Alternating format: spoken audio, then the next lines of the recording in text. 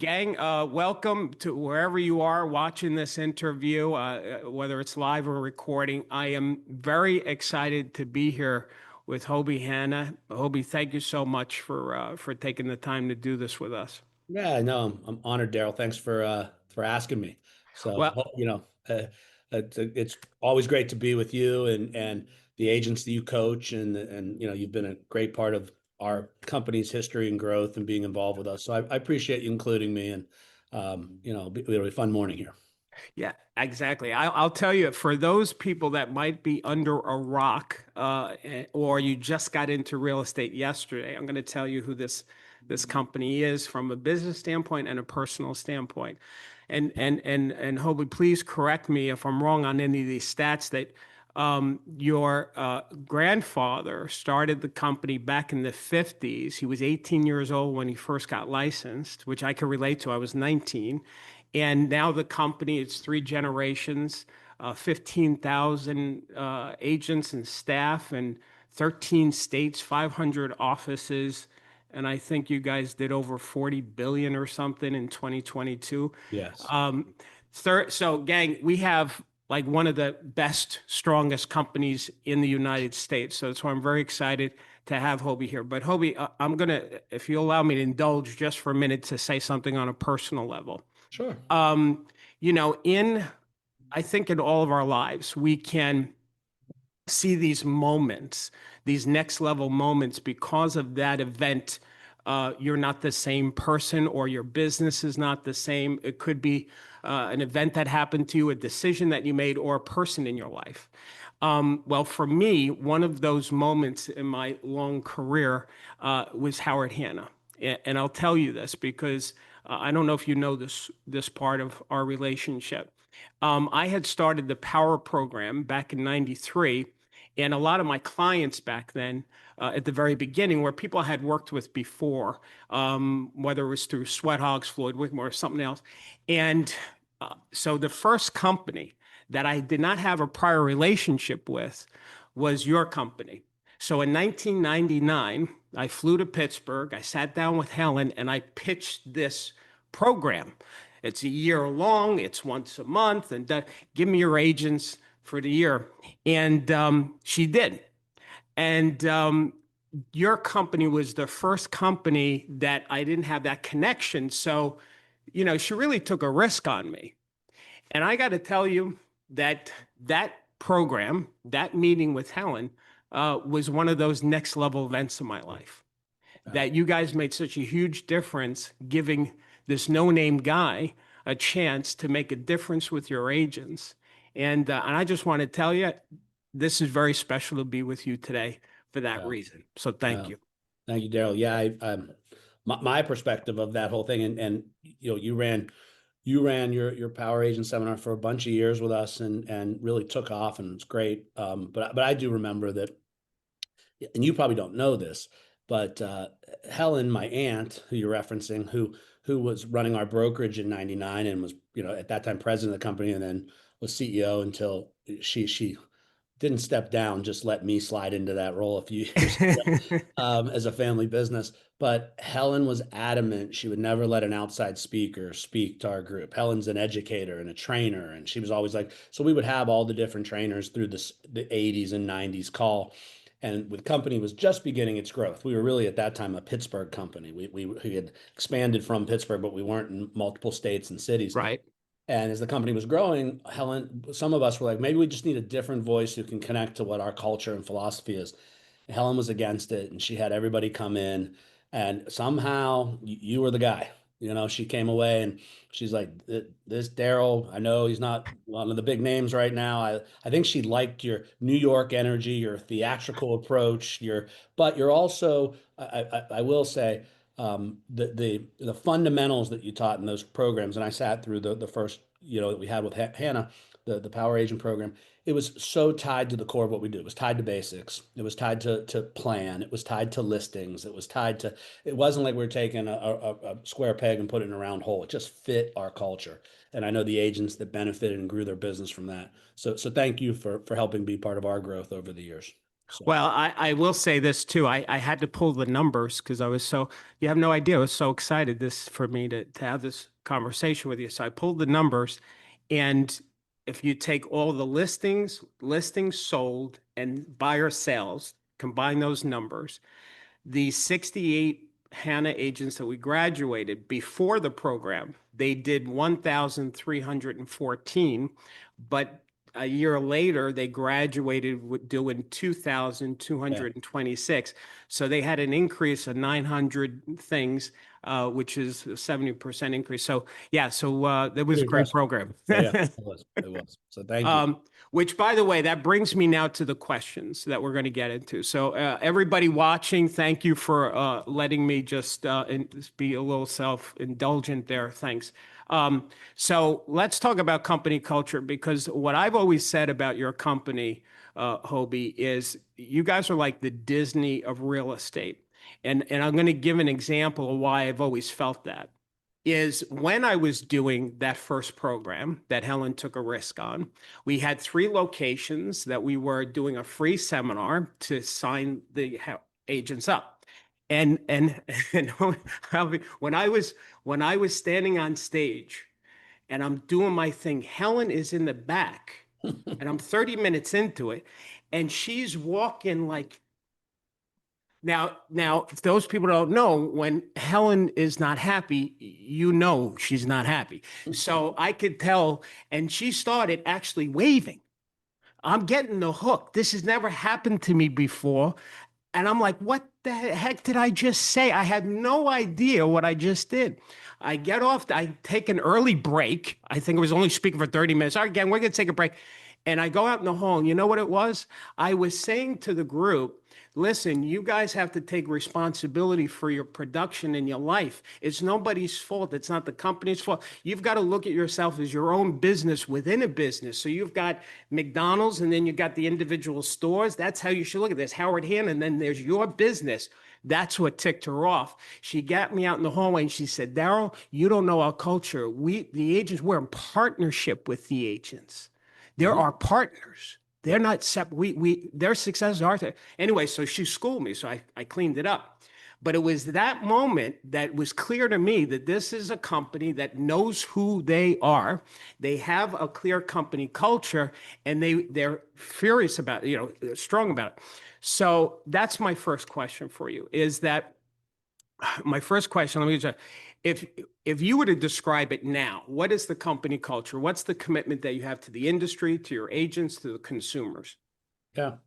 Well, I think, that culture is king in any organization. And I don't know I mean, I don't know that our culture is better than anybody else's culture in this industry. Like, I think that's a hard thing. Like, my culture's better. I think we know, you hit on it. We know our culture. It is a partnership. I mean, I would say we're a family business made up of family businesses. And those family businesses are our partners. So one of our agents, it's an individual agent is out there doing their business. They're providing for their family. So we have to think in that aspect that, Mm, hopefully our agents trust us to make good decisions. Hopefully they understand that there's a transparency to what we do. We care. They know our pillars and our foundation of what drives the company. They know our mission and they know our vision. In fact, we had a big company-wide meeting yesterday, just sort of reinforcing that as a reminder, so that everybody, even if they're new, starts new with us, understands that we're here as a steward of a company. I'm a steward of this organization that is only as successful as the agents, mhm. and we believe that the agents are successful because of decisions, support, programs, education, whatever we bring to them. So it's a win-win. It's years ago, I remember people would say, well, are you an agent-centric company or are you a broker-centric company? And it didn't make sense to me. Why do you have to be one or the other? And I used to say, and I still say, we're a consumer-centric company because at the end of the day, the buyer and seller are happy with the experience they have with Howard Hanna. Then they're happy with our agent. They're happy with the management. They're happy with the decision, the marketing support, the training, the education that got that agent to be successful, the mortgage, the title, the insurance pieces to make the transaction easier. So that's what we try to focus on, and we try to drive that. And not everybody, like, maybe not everybody's a fit to that culture. Mm. But I often say where the industry gets in trouble, and growing up in this industry, I remember At one point in time, I would say this, that I'd hear certain brokers almost have like a begrudge their agents. You know, they got Mm, a higher commission split or they grew their business, and sort of like a veiled contempt, I would call it. Or I'd see somebody run a business that was just all for themselves. I never understood that because we grew up knowing that the agents were part of our family. They were part of our life, that we're in this together, that we have to make good partnership decisions. And hopefully we still maintain that as we grow and we grow throughout the organization. But the other thing I'll say is culture is you've got to be true to who you are. mm, You can't be I find out, you can't, like, this industry likes to like follow whoever the new leader is. Oh, I'm going to change mm. everything to be like this company. I'm going to change my model. I'm going to change. You've got to be true to who you are. And I think that transparency, that truthfulness to who you are, I think agents want to partner in that level and they want the support of that level, not the company that every day, week, or year is reacting to the competition and changing their culture and changing who they are. So that's hopefully that gives you some direction of why we think it is important. Yeah, absolutely. As a matter of fact, just to highlight what you said is that I was talking to a broker. The broker was upset about what something somebody else said, and they're worried about their agents leaving them because of that. And I've always thought you can't recruit an agent that isn't recruitable. And that usually comes from the broker if they don't have a clear structure or clear culture commitment of who they are in the matter of their business. And you were very clear. I loved what you just said is that you're a family business made up of family businesses. Mhm. And that's profound that what you do, you see that what Howard Hanna Real Estate Services does is not just listen to real estate, you're providing all of the agents, their family, an opportunity to have a life, as I say, worth smiling about. So, yeah, company culture is real important. All right, let me go to the CCP, which has been something that I'm just going to explain it real quick to people that may not be aware, because again, there might be some new agents or somebody. For those of you who don't know, actually, why don't you explain it instead of me talking? So tell You sure people. you probably could explain it better. Oh, come on. Uh, All right. So, real quick, the CCP gang is clear cooperation policy, NAR's policy. And when we get a listing and you start advertising it online or in the for sale sign, doesn't matter. It goes to the MLS within 24 hours, and it's a 6-year new policy, and there's a pro CCP camp and an anti CCP camp. The biggest one that's has become the poster child for the against the CCP is Compass Real Estate. But now, what's your position? What's Howard Hanna's position with the CCP? um, if I had to be in a camp, I'd be in the anti-CCP camp. Okay. That does not mean, however, that I'm anti cooperation, sharing of data, and so forth within the real estate ecosystem. Um, we actually, as an organization, voted against in 2019 or 20 when CCP was put in place by NAR. We voted against it. There's only about, they had whatever NAR with their 500 members of their MLS committee. It was a sort of forced issue. People came in and said, "Oh, we got to do something about the data and the sharing, and that's what MLSs are for." And they passed this rule, and there were only about 12 to 15 members of that voted against it, which was kind of crazy. And it was like a 1 month before there was this dialogue. They go to a meeting and then it got passed. It should have been punted. It should have been discussed. It should have really who was driving the issue. Now, I say that because I started my career in 1993 selling real estate. And that seems like a long time ago, and it was. And it was, the Modalist book was still out, like for your newer agents or people who weren't around. It was like a telephone book that you, under penalty of death, couldn't share it with anybody. Yeah, right. And I but remember those and those, books. but I go back to MLSs, and I just give this not to talk history, but for people who don't understand, to have a little perspective. The multiple listing services, the MLSs, were set up between brokers as a B2B for exchange of data and information. And at that time, to actually exchange as well, exchange compensation.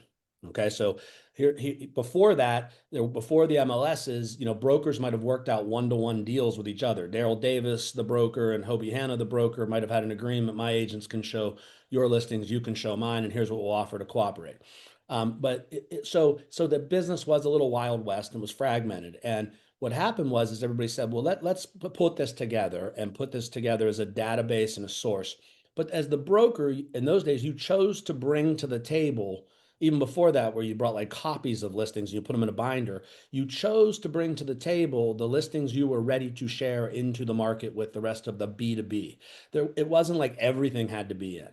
You could, and then it moved to like, well, everybody should participate, so everything should be here by the MLSs. But the MLSs all had pretty good rules. I mean, I never, you knew some companies had off-market listings. You knew some companies chose to communicate with their seller that this was a private listing.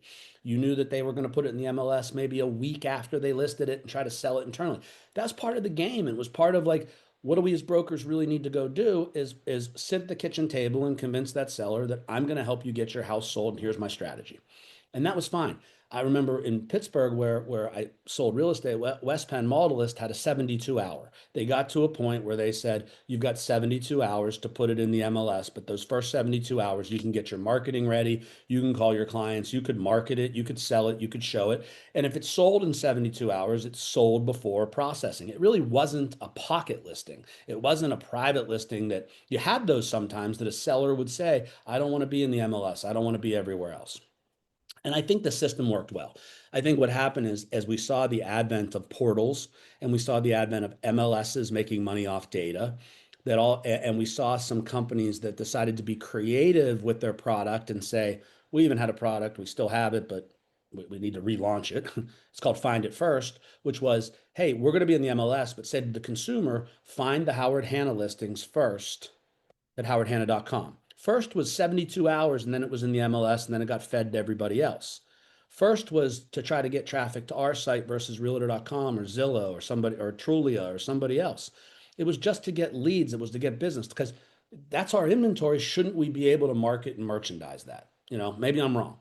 But I thought that the system worked well. And there were always outliers that didn't work the system and maybe weren't disclosing what they were doing to the consumer, but they were so, in my opinion, at least the markets we were in, were so small. Well, then NAR comes and has their CCP. And just if you think about it, it was just bureaucracy. It was like, you have to do this. Why does a trade organization tell us what we have to do? Like, we're supposed to be innovative, creative businesses. There's an article in the Wall Street Journal today about the NCAA, another trade organization, how they screwed up their ability to have control. And now there won't be NCAA football 5 years from now. There will not be conferences. It'll be the top 25 teams. It'll be like a junior NFL. And they cause their NI. They made decisions without really thinking, like, let the free market react. Let innovative, creative brokers react. But I think they created this deal and they put parameters. Everybody has to have everything in 24 hours or agents are going to get fined. MLSs are nonprofit. Why are they fining an agent? And also, if you think about it, if you're a good agent, because if you're on this call, you're one of those best agents who's investing in Darryl's seminars, you go out and you go get a listing, which means you probably are a strong listing agent if you're taking Darryl's classes. You get a listing today at 3 o'clock. You mean to tell me that you're going to get all the photos, all the pictures, all the detail, and get everything in within 24 hours, or you're going to get fined $1,000? Like, the reality is you might not get your photographer there. You might not get everything there. And you may go back to your office and say, I just listed a great house on Brewster Road. There's nothing for sale right now. And another agent in the office might say, geez, Darryl, can I get in there this afternoon? My buyer's been looking. Can I get in? They're in from out of town. You let them in, and if the house is on the market for 500,000 and that buyer offers 500,000 and the seller says, yes, I'll take it. How are we hurting the seller? How are we hurting the buyer? Sure, seller could say, wait, don't take the offer. Let's put it in the MLS and see if I get a broader based offer. Well, okay, maybe you would. Maybe you would get a bidding battle, and that's up to that seller to choose. Or the seller might say, I'm done. I got my money. I trust the way you priced it. The seller might say, I don't want to have an open house. I don't want people traipsing through here. I got 3 little kids. It becomes the seller's choice to how that we don't force them to sell the house at that price. So why can't we do? So I think MLSs individually should have their own rules that they talk to the brokers and say, if you're going to participate and it's time for an open market listing, what's that look like? And not have a mandate from NAR saying these are the rules. Like let people sit at the table and say, in our market, this is what we should be doing. This should be flexible. I don't think that MLSs should ever fine agents. They don't exist without our agents. But why do they fine agents? Because they want data to be more accurate so they can monetize and sell that data. Are they sharing that revenue back with? I mean, has anybody had their dues and their MLSs reduced in the last 10 years? I mean, the average agent pays $1,000 a year between board, MLS, and local state board. $1,000 a year, and look at how many agents in the industry don't even make $1,000. Well, and I think it's really insulting when the MLSs say that an agent cannot put any kind of photo or advertisement of them, and they're the listing agent, but yet that MLS can put an ad for a home inspector or something like Yeah, that. How is that okay? it's not. I mean, but unfortunately, what we're doing is trying to put the genie back in the bottle. Because unfortunately, and I'm guilty as a broker and being involved in this industry for a long time, we're focused on listing and selling houses, and we thought that we had an ally, which was an exchange, a B2B exchange between brokers that was fair. And what happened is we didn't pay attention to how valuable the data became. We didn't pay attention to like how big the MLSs were, making what they were making and what they were doing under the guise of protecting and being with us, but they became a B2C.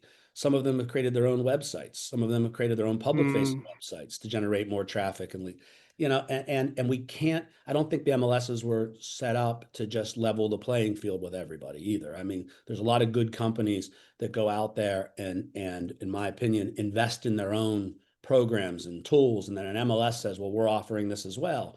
And there's a place. And I don't think the MLSs should go away, but I think they should get away from. I was talking to one MLS executive who I think they're listening, and one MLS executive, I won't say we're in a big MLS, who told me they have their rules and regulations is 42 pages. Okay. Now, the reality is, though, there was a lawsuit in the industry that basically said we can't offer cooperation through the MLS anymore. So if the MLS isn't guided to offer cooperation and rules of cooperation, it's just a singular database to go find the information between brokers.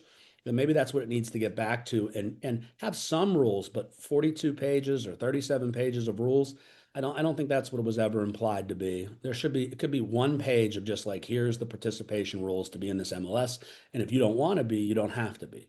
And I think that the challenge is we as brokers look and, we look a little bit as brokers and what gets to the point of there's so many rules and frustrations to our agents.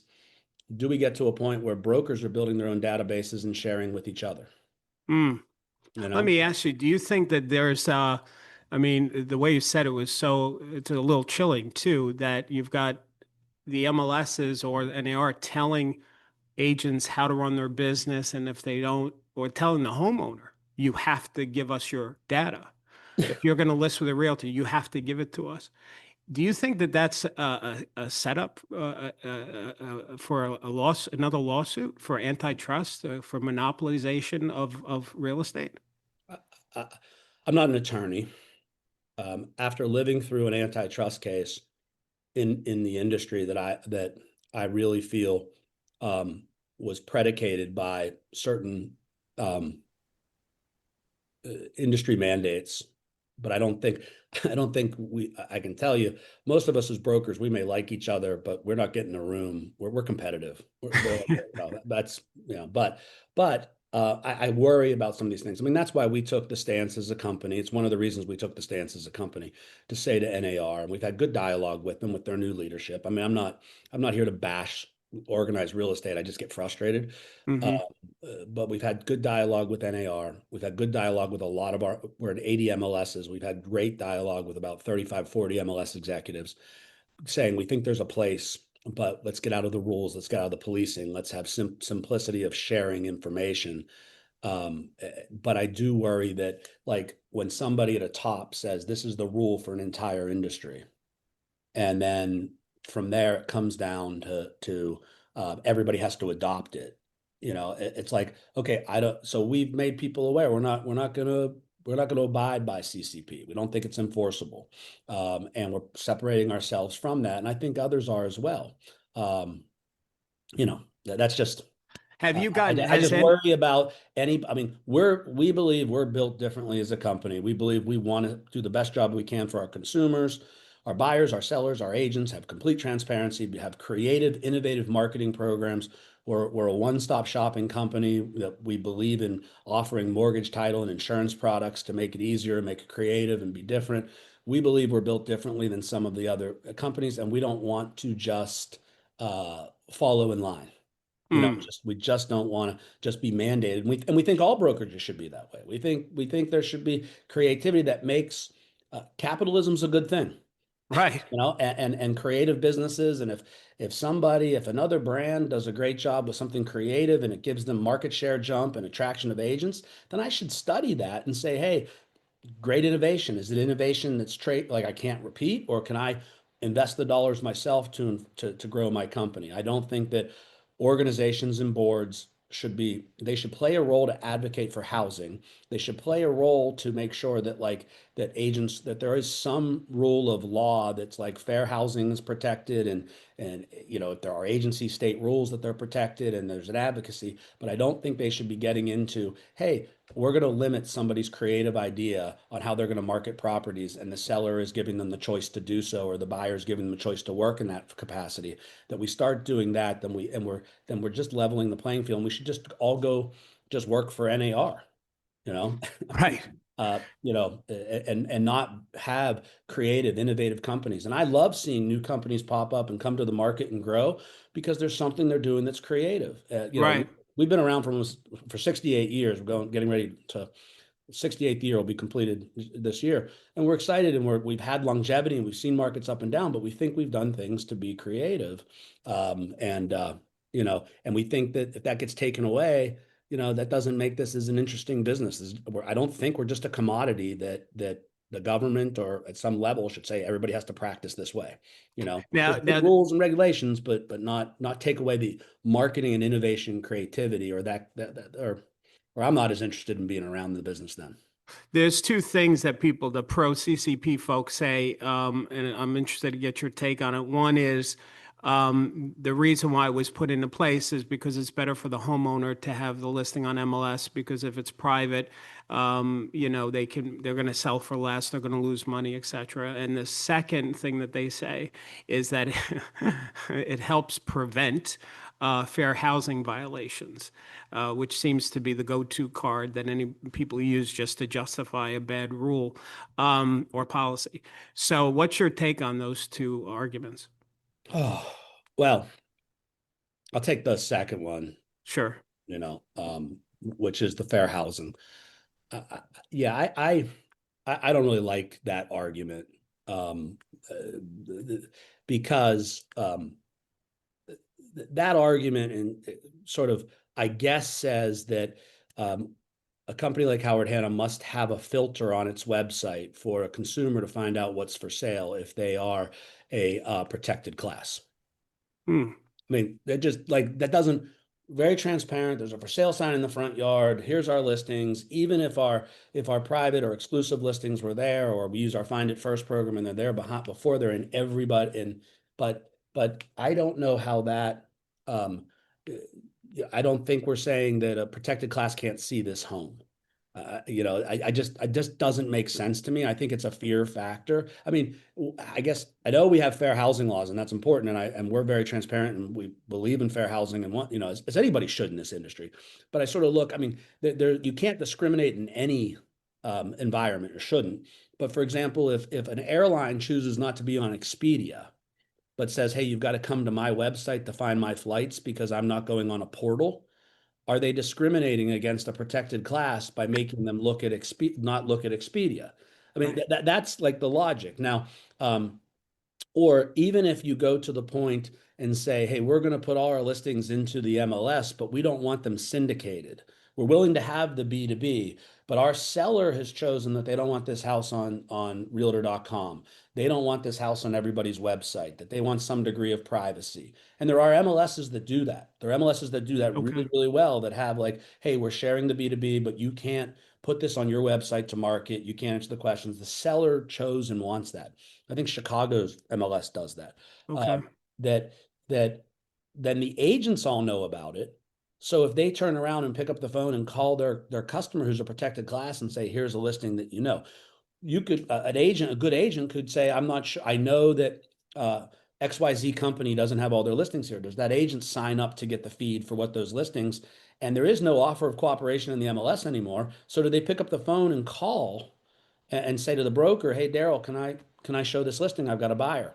And Darryl might say, well, we're not offering cooperation. And under the new law, you're supposed to have your fee being paid for in that sense by the buyer. So that's one aspect. The other aspect is I do believe fair housing rules are apply to for sale by owners. I do believe fair housing rules apply to home builders and developers. I don't think there's just fair housing if you work with a realtor. I think the law of the land is fair housing. So the reality is, why do the builders not have to put everything in the MLS?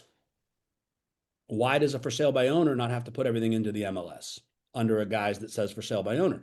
If the MLS is the arbiter of fair housing, if Zillow, Realtor, and Homes.com are the arbiter of fair housing, if they're a public utility, then everybody should have to put that there, you know? But then again, you look at rules of MLSs, and we're not allowed to have for sale by owners on our website fed from an MLS. You can't commingle, but it's okay for Realtor.com, Zillow, Trulia, Homes.com. They can commingle. Like you got to play like there's almost somebody said to me the other day that the rules that are there, you're like playing prison rules. It's like, here's the rules. Well, how do you find your way around the rules? Oh, okay. Yeah. You know what I Yeah. mean? It's like, Yes. Yes. okay, these are the rules. You better not break these rules. Well, if I did this instead, am I breaking the rule? Well, no, you're not. I can't punish you here in prison because you actually now I've got to change the rule. So Right. it's and it shouldn't be that way. It shouldn't be complicated. We shouldn't be looking at ways around rules. We should have dialogue and say these rules were done 30 years ago. They're antiquated. Their technology's improved and changed, and how data is. And the last thing I'll say about MLS is, unless you have other questions, but if we don't, if we don't do that, AI is moving so quickly. We're going to get to a point where I'm not sure that MLSs are going to exist. Now, but your other question, that two-part question was, what about if somebody doesn't get as great a value, by not putting in the MLS? Right. That argument could be different because there could be somebody out there that doesn't know about the house and it could go up in price. But I think it goes back to then transparency of seller and explaining the process to a seller. Hmm. Explaining, and I do think most sellers, they end up listing with an agent, not with an MLS. They listen to the strategy the agent has and what the marketing is. In some cases, they may want to test the market and see what they can get. In some cases, a company may have significant market share and they may say, listen, you probably have we're fortunate in a market close to where I live to have a town called Chagrin Falls to have almost 60% market share. You know, Mm. the seller in Chagrin Falls often will say, hey, I want to list with you. And yeah, go ahead and test the market in Chagrin Falls, because with that level of market share, you probably know who's already looking in the community. And can I sell it quickly before I have to put it on the open market? Or it's a little town where Hmm. everybody doesn't want to know I have my house for sale. Can you get it sold before I have to hit there? So we Hmm. may test that and strategize and share that that's part of our process, but then say, hey, now it's time to put in the MLS to see if there's somebody we're missing or exposed to a greater marketplace. And so as the seller has that choice, and if the seller chooses to take the offer, and I'm going back before CCP, we've always sold houses bang bang, that description I had before, where you come back and somebody else is in the office and they've got the buyer and the buyer comes in and you put the deal together. I've been part of that as an agent, a manager, an operator of a company, broker owner. I very rarely have had a seller come back to me and say they got their price and ever say to us, well, wait a minute, let's not take the price for 48 hours and see if we put it in the MLS and we get more. Now, maybe that could exist, and Hmm. somebody will jump in and say, it happened to me once or twice, you'll anecdotally, but I think a seller, they just want to get their house sold and what they believe is for the greatest amount of money. I'm sure that there's statistics that somebody says, oh no, it sells more when it's in the MLS, but how do you really know? Because if somebody's house for 700,000 and they accept an offer and it's a 30-day closing, because not just price, 30-day closing, no inspection, they're moving from Pittsburgh to Chicago, they've got a job, there's a trailing spouse, they're highly motivated. they've looked online and saw that 700 was probably the value of the house. They can look at all the statistics. It's just not us holding the data. They can find, you know, CMAs online from multiple sites and valuations online, and they know what the neighbor's house sold for, and you show them the comps, and they're like 700, I'm out of here, I can move. Maybe they're ecstatic and they just are done with, quickly on a quick sale. Well, when somebody says that could have sold for more, how do you know? Mhm. They also could have sat on the market for 6 months. It also could have, like, interest rates could have gone up the next day. Three other houses could have come for sale in the next 2 weeks, and now you're competing. And is your house better than the others? So it's not. We forget it's not an argument always on price. It's price, terms, condition, and seller motivation. And And plus, some sellers, listen, let's just go to iBuyers for a second, yeah, and then we'll move exactly. off. We'll move off of this topic on some other questions. But there's some homeowners that they value their privacy, the quickness, the less stress over the money. That's why the iBuyer programs, I think they're flawed, but they exist, and they had a certain level of success because some Well, homeowners, if I were selling if I had my house in Pittsburgh and you were actively listing and selling Hoby, I would say, listen, Hoby, I don't want a whole bunch of Mama Maluks coming through my house. I don't want every age. I just want you, nobody else, sell my house. I understand I may take a hit on the price a little bit, but my peace of mind is more important than all these agents traipsing through here. And so that's why we should give the choice back to the homeowner, right? yeah, we're in total agreement. And the iBuyer is a good example that there's always a segment of the population we don't. I mean, we train. What motivates a seller? Well, divorce, death, the estate, they're relocating, house is vacant already. Like, you can look at a house and say, there's 5 factors that add to somebody's motivation to sell the house. So like you said, if you had a house and you were already moved to New York, and you had a house that was in Pittsburgh and you moved from it and it hadn't sold yet, and you rented it out for a year and now it's vacant. Well, you're already, in another market, relocated, you're sitting with a vacant house that you don't really want to rent again, you want the equity out of it. You might choose an iBuyer model. You might choose a model with somebody that says, I might leave some dollars on the table, but I want it sold in 30 days. I mean, Right. I'm talking to an attorney this morning who's representing a new construction project at Flawed.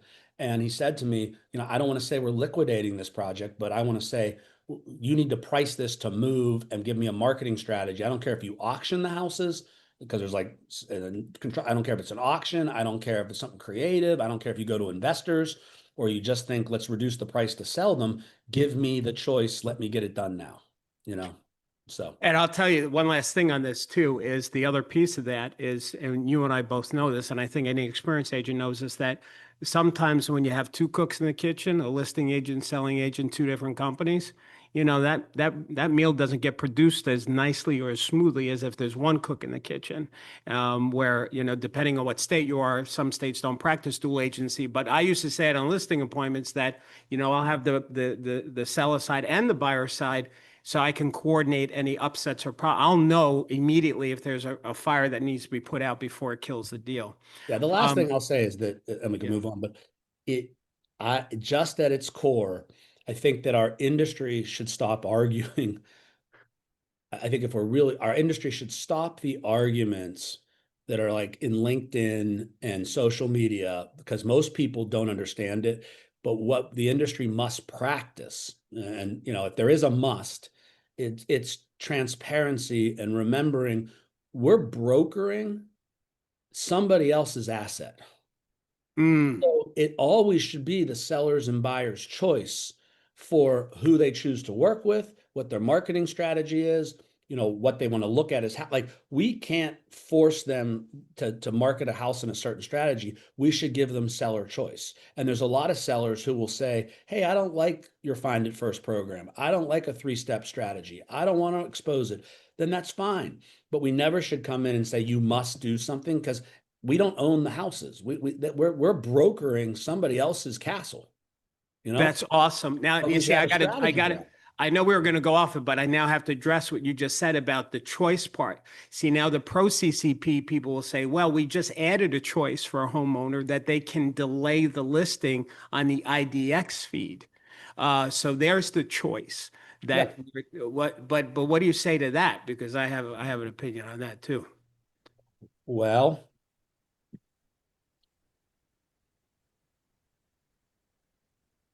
Yeah, I get that argument, but I'm trying to be diplomatic here. I can Um, tell. the seller lists their house when you give them the choice. The seller is probably going to list their house unless they're your aunt and uncle because you gave them a marketing strategy. And they're listing the house. And when somebody says, well, the big brokers want to, hide the listing and not be participatory in IDX, my argument is maybe because go back to why we have MLSs. It was a B2B. So when you have a model of a business that is nothing but to take a listing and then sell referral fees off of it, which call themselves a real estate company, you can Mhm. figure out whom I may be talking about, or a company that's a strictly buyer agency company that doesn't put listings back in the listing. So even if the seller is still offering cooperation, we're cooperating, we're doing the work, we're achieving the listing, and we don't have the chance to sell that company's listings because they don't put listings into the system. If a true Mhm. B2B, if you're like, well, I'm putting my product in, you're putting your product in, and you have companies and you have agents that never, I mean, I hate to say it, but we have agents that never sold a house. We have models that are just body shops, and you look at their per agent productivity, and it's really low, and they do a deal, and then, and it's not everybody, but then you do a deal, and it's with the listing agents doing double the work because the Mhm. buyer's agent is a novice, or they are a company that's not trained, or it's a company just holding licenses.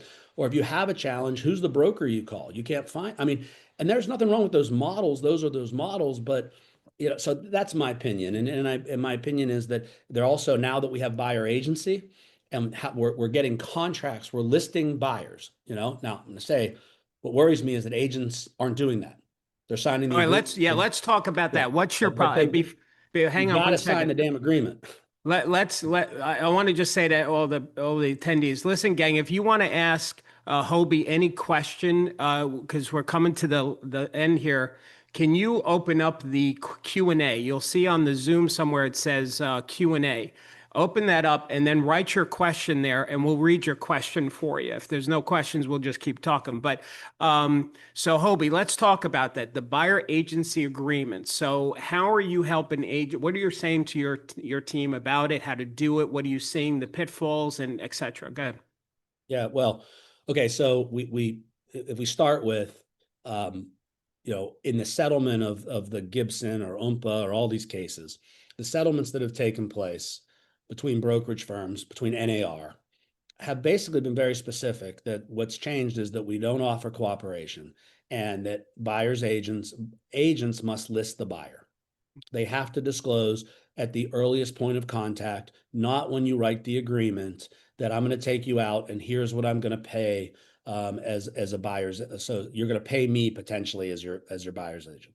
I think it's one. I mean, honestly, it was like heartburn. We did a lot of training. We had a lot of agents that like, how am I going to do this? I've never asked the buyer because I was just getting through cooperation. Now I have to write a contract but the industry has no qualms listing a seller, but I love the buyer agency concept because we're now being very transparent. We're saying to a buyer, if the seller won't pay me, you have to pay me X because I don't work for free. I Mm-hmm. actually am worth my value and my time. And it's more than just because I'm showing you houses like a tour guide. I'm actually bringing value and I'm education and support and negotiation. And here's what I get. And you can have the dialogue that there's a potential that the seller may offer cooperation and I'll get it there, or we can take this and negotiate into the price. And so we're being very transparent and we're disclosing to everybody what the level of service is. What worries me, and I see it in our own company, no matter how much training we've done. And I talked to an agent that's at another company and that I really respect, who's a friend, who's like, no, I don't get that thing signed. I'm like, you have to, like, your company agreed to a settlement that said and paid millions and millions of dollars that says that we're going to operate this way. That this is the new law of the land, and then states approved it, and here's where it is. And we have agents that, whether you're afraid to ask for the order, you shouldn't be. You're worth every dime you get, and you should put it out there that I'm worth it. And Yes. yes, we can negotiate it. Commercial brokers do it all the time. And we have to change our mindset. But what really worries me is that agents aren't getting it signed. And here's what's going to happen. No agent in the country that I know of has had to pay to a fee to these plaintiffs. Your brokers have. Or if you're at a smaller broker, NAR paid big fees. You can count all the money. If we don't start understanding that we should offer cooperation, that we should get that agreement signed, and you don't get that signed, I just say I think the next tranche is that these plaintiffs' attorneys are going to come after the agents because we as brokers are like, we've done the training, we've put it in our contracts, we've done everything, the state's there. Hey, agents, you got to follow the law of the land. Or what happens if these plaintiffs' attorneys start coming after the top agents in the country? Mm, And I don't want that to happen because I said we're family business with family business. Like we've done what we can to protect your family business through this mm-hmm, case. Howard Hanna has, and your brokers have, or or NAR has, or whomever. But we have as a company, we've had to be part of that. So please, and I'm talking to everybody in the industry, whether you work for Howard Hanna or not, because most of the people on this call don't. Listen to what your broker's telling you, get the agreement signed, build your confidence level, and have that agreement there.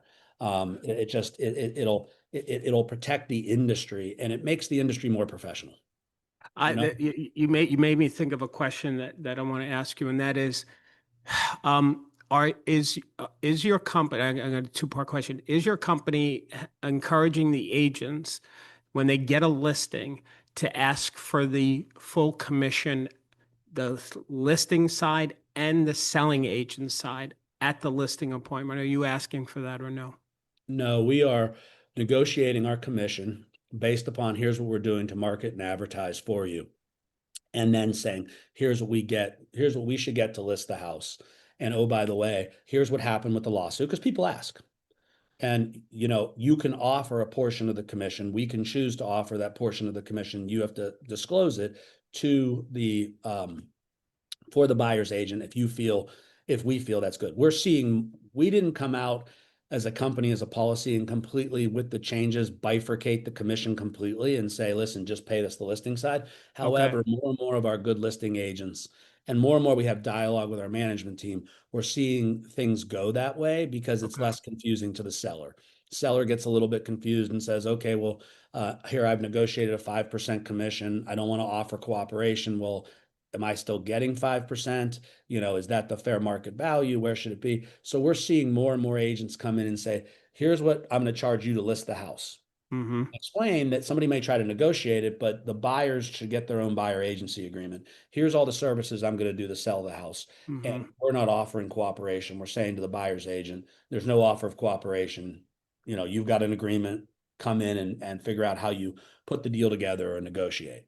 And sometimes in the negotiation, the buyer will say, well, we're going to reduce the price to cover my buyer is asking me to reduce the price to cover my commission, or we want you to pay the commission. So we're seeing more and more of that. We have a standalone commercial company, separate brokerage. It's not Howard Hanna Real Estate. It's in 3 or 4 states separately. And it operates under its own broker license. We're competing with the CBREs and the JLLs and sort of that level of, and Nice. that's how they do business. The whole commercial world, there's really not an MLS. I'm not talking about the resi-mercial. I'm talking about the big, Mm-hmm. big office buildings, retail, industrial, and some sellers will offer cooperation, some won't. They've done it for years, and there's no MLS, so there's no offer of cooperation. The brokers call each other and say, are you offering cooperation? Nope, not doing it. And so it's being negotiated in the deal. And when you Mm-hmm. sign up, like we work with Sheets, gas stations, convenience stores. We have an agreement with Sheets that if the seller's not paying, they'll pay us. Some Okay. way or other, here's our fee to represent you to go out and find land to help you Mm-hmm. identify the locations, and they're agreeing to pay us. And it might be that they're putting it into the price of the negotiation, lowering the price to cover that fee, but we're getting paid. One way or another, we have a binding contractual agreement that we're getting paid. We're not just working for free, looking for throwing, and I think too many agents are still doing that. They don't, we have to value ourselves. Mm-hmm. And take the hard thing and say, well, if you're not willing to pay me and I can't get it from somebody else, why would I do this? I also think it helps us with the builders. I've been talking to a lot of builders who, they were having some good run here where they weren't offering us cooperation and commissions. And so what would we do? We wouldn't show the new construction product in town, and we might lose a buyer over it. Now you can feel much more confident to walk into the door of a builder or for sale by owner or something off market and say, yeah, I'll put the deal together because my buyer is willing to pay me, because that's what I should be doing. I should be advocating for that buyer, not just to show them what's in the MLS, but show them Mm-hmm. everything. So Well, I'll tell you and then I'm going to jump to some of these questions, yeah. remaining time. But what I've been telling our coaching members is that if the lawsuit with Catchmark was an antitrust violation, it was because we were having the homeowner commit to a specific selling fee to all competing companies, and they weren't given the opportunity to negotiate that. At least that was the argument that they won. Well, then I've been telling our coaching members, well, then the antitrust violation wasn't the MLS form. It was the listing agreement. The moment the homeowner committed to a specific fee on a form, and I'm amazed I'm still seeing local associations, even the state associations, that are putting out these MLS forms with that field on there. And I think that's going to be, again, another lawsuit. Okay, so let's go to these questions, Julie. So rock and roll. We only have a few. Why do we need to belong to NAR? Says anonymous attendee. Well, okay. You don't need to be belong. I mean, the reality is that's one of the other things that sort of, as we look at the landscape of what's changed with the brokerage firms, that if you read settlement agreements and where the lawyers is, that was one of the other aspects that we as an industry would force you to belong to NAR. Okay. We never had that in our agreement. We never had that in our contract with our franchise companies. We never had anything that for a long time doesn't say you must, belong to NAR. And I think what's transpired is that the challenge is when somebody says, okay, you don't have to belong to NAR. Well, the challenge comes down to the three-legged stool that still exists. So, okay, most private MLSs, you can join the private MLS without belonging to NAR. Some MLSs have moved their bylaws recently and said, we're not going to mandate that you pay state and local dues to belong to our MLS. But there are still others that the MLS, the multiple listing services, are owned by the local boards, and then they mandate up to NAR. And so they're like, you can't belong to the local board or the state board unless you also belong to NAR. So therefore, if you don't, you can't have access to the MLS. And here's the reality that, at least for now, as a data point, and I said there's a value of the MLSs. I think if I said to all of our agents, okay, you don't have to join NAR, and we've said you don't have to, but the minute they do in some of the markets, all of a sudden they can't have access to the MLS because the board is saying you have to belong to the board, and then you have to belong to the state, and you have to belong to NAR. Once that all comes into play, agents are like, well, I'll just pay the dues because I want the access. Now, so that's a challenge. Now, what I will say, I think there's good value at NAR. I think they are trying to get their house clean. I think the state and local boards do a lot of good and haven't had as many problems. I think NAR has had some poor leadership in the past, got too bloated and too big, didn't listen to its members, that ones that were operating businesses or selling a lot of houses. I mean, it's a shame that a lot of the top agents, at least that work for most companies that I know, that might even be on this call, they're not on committees at NAR, and they don't go to NAR, and they don't go to the meeting. It just seems like a bureaucracy. So although it has a good place, and I think that Ikea, I've had conversations with her, is trying to clean up internally and externally and listen to more voices and bring members to the table in a different way. But I think it's work to do. Also, I know there's these startups of these other organizations that are trying to be trade associations. I just think they're not hitting as well. NAR is powerful when it comes to advocating for home ownership, and I wish they were focusing more on just that affordability of housing and home ownership, and some creative ways for tax proposals for investors to sell their houses. I wish that was more the dialogue that we were having as an industry and collectively working as an industry with Congress and the Senate, more than arguing about CCP and how many rules are in an MLS and whether you should join. Because I think if our dues go to advocacy, it's a good thing.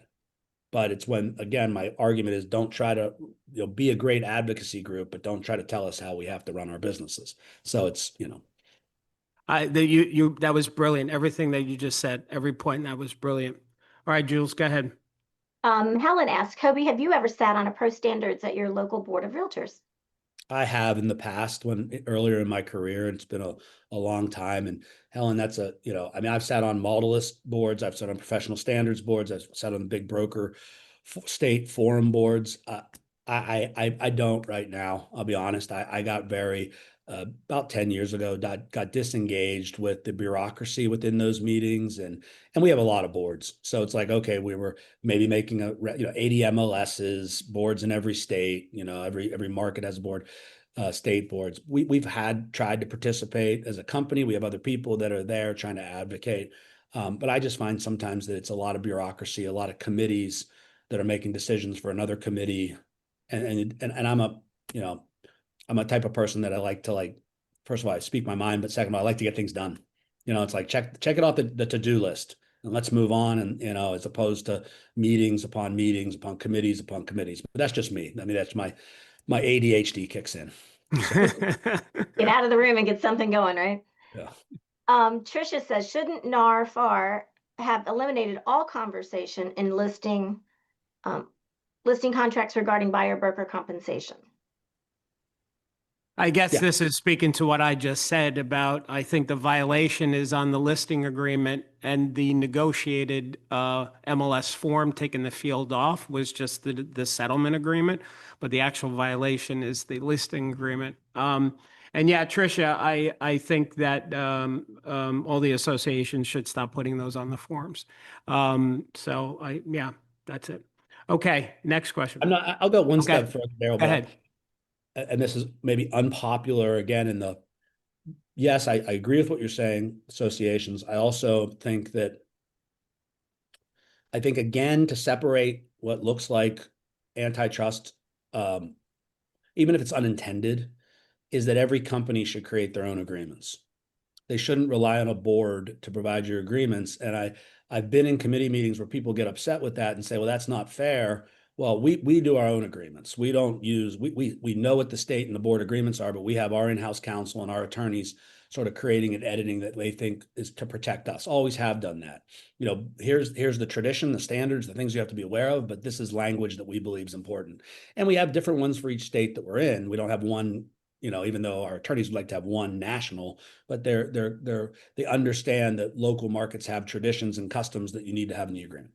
But I just think that when we have a board give out an agreement, because it's easier than a broker going out and paying a lawyer to actually give them advice and counsel and create their own, again, it's like a level of the playing field.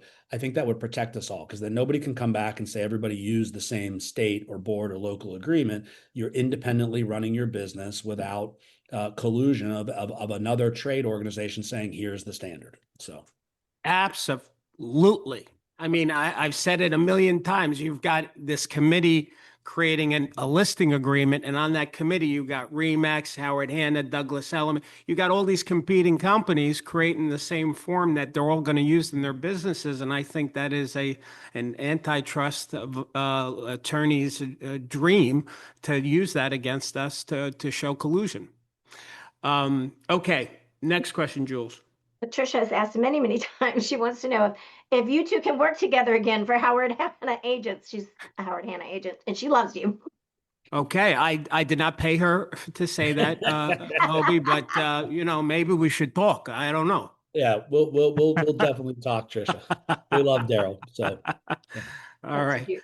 Go ahead. Could the CCP be an antitrust violation? Why hasn't a broker pursued that, do you think? Yeah. Yeah, I do think it's a violation. I will just say yes, and leave it at that. I think that, I'll speak for this broker. I'm tired of fighting and lawsuits, and let's just go back and sell real estate and do what we do well. But I think the dialogue, if there's a fight, if there's an argument, I think the dialogue I think we're taking the stance of, you've heard, I don't believe it should be in place, but we're trying to take a stance to work within the industry, because this is what I've done for my whole career. This is 68 years of a family doing it. There's really good in everything that's done, misguided decisions, and so our goal is to figure out how we work through to and whether a lawsuit's needed. There's enough people suing each other in this industry right now. I'd just like to not have to worry about that. That's just fun. But there could be an argument. I agree. Well, and just for the record, I mean, Compass right now is suing the MLS and NAR about the CCP. So that's playing out. All right, last question, and then Hoby's got to go. We all got to go. Go ahead. Trisha says, don't you think there's less transparency not knowing if there is a co-broke? I'm guess that means that there's less transparency to a buyer's agent that um, they don't know that there's offer of cooperation. Yeah, like I'll say this, Patricia, I I thought I don't think our system was broken. There's a lot of things in the lawsuit I can't like really reference or mention that, the arguments that could have been made or weren't made. I think our system worked. I don't think that there was collusion and everybody was putting in at a certain fee everywhere in every market. I think that oftentimes you'd offer cooperation and in the MLS and you might offer 3% or 2.5%, but you actually close the deal at 2 or less because there was a negotiation of commission. Right. Somebody paid for a refrigerator to get the deal closed or a home, something. But the courts saw what they saw, and they feel that that it should be divided. And we probably are going to see more of, like we said last year, we said as a company when we last August when we said these are the rules, it's going to be a couple of years to shake out what the real rules are. Other people could weigh in. Other people could say, well, okay, this was intended and you're not operating this way and we need a complete bifurcation of commissions, other things. So I think it's just ask good questions, share with everybody what you're willing to do, represent your sellers, and you know, and be transparent and honest. And that's what this industry should always be. There's a couple of Howard Hanna questions that came in. Do you have to go, or can we squeeze those in? Yeah, we can squeeze them in. We can squeeze All right. them. Julie, go to the gang. You're starting to write your questions now at the last minute. You guys And all these Howard Hanna agents, you can call me 216-215-7567 or text me. I'm not hiding from anybody. This isn't the only place you get to find me and Darryl, but you can reach out always as ever, any questions or anybody in the industry. It's we're open here and we want to make sure you feel comfortable, but we can answer. You Howard Hanna agents, you know how accessible the leadership is. I know that's one of their company culture things. So, but we'll ask it anyway. Hoby's being generous with his time, but just 2 more. That's it. The rest of you are starting to ask your questions now. I'm sorry. You should have done it earlier when I had asked you because we got to end this. But Julie, just ask Maria's and Renee's question. Marla, okay. Marla, I'm sorry. Yeah. That's okay. Thoughts on Zillow banning a seller's listing if they order their agent to keep it off the internet immediately? Oh, we could be here for a while, Marla.